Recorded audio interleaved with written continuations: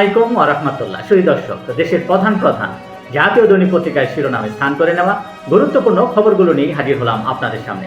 আশা করি সাথেই থাকবেন। শুরুতেই আন্তর্জাতিক সংবাদে যা যা থাকছে। অবশেষে যুদ্ধ বন্ধ চুক্তিতে স্বাক্ষর যুক্তরাষ্ট্র ও ইরানের, শান্তি ফেরার আশা।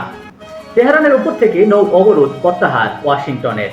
খুলবে হরমুজ প্রণালী, 60 দিনের মধ্যে হবে স্থায়ী চুক্তি।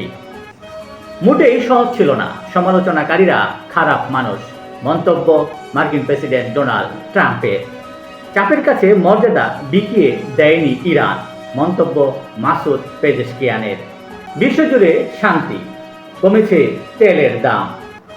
যুদ্ধ নিয়ে নিরপেক্ষ থাকায় শি জিনপিং ও পুতিনের প্রশংসা করলেন মার্কিন প্রেসিডেন্ট ডোনাল্ড ট্রাম্প।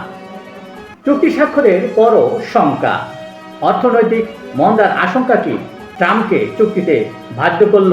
প্রশ্ন রাজনৈতিক বিশ্লেষকদের। ট্রাম্প বলেছেন এটি প্রাথমিক চুক্তি, চূড়ান্ত নয়। ব্যর্থ হলে যুক্তরাষ্ট্র আবার বোমা বর্ষণে ফিরে যেতে পারে। অপরদিকে ইরানের স্পিকার মোহাম্মদ বাগের গালিবাফ বলেছেন যুক্তরাষ্ট্রের প্রতি তার অবিশ্বাস রয়ে গেছে এবং ইরানের আঙ্গুল ট্রিগারের উপরেই আছে। লেবাননে হিজবুল্লাহকে সামলাবে সিরিয়া, ইসরায়েলকে উদ্দেশ্য করে একথা বলেন মার্কিন প্রেসিডেন্ট ডোনাল্ড ট্রাম্প। ইউক্রেন পুড়লে মস্কো পূর্বে, জেলেনস্কির হুঁশিয়ারি। আমরাই ইনস্টাগ্রামের সবচেয়ে বিখ্যাত জুটি, মোদিকে মেলোনির রসিকতা। লুইট সাগরে 2 যুদ্ধ জাহাজ মোতায়েন করবে জার্মানি। বঙ্গোপসাগরে সাবমেরিন মোতায়েনে পাকিস্তান তথা পরিকল্পনা পাকিস্তানের, ভারতের গণমাধ্যমের দাবি।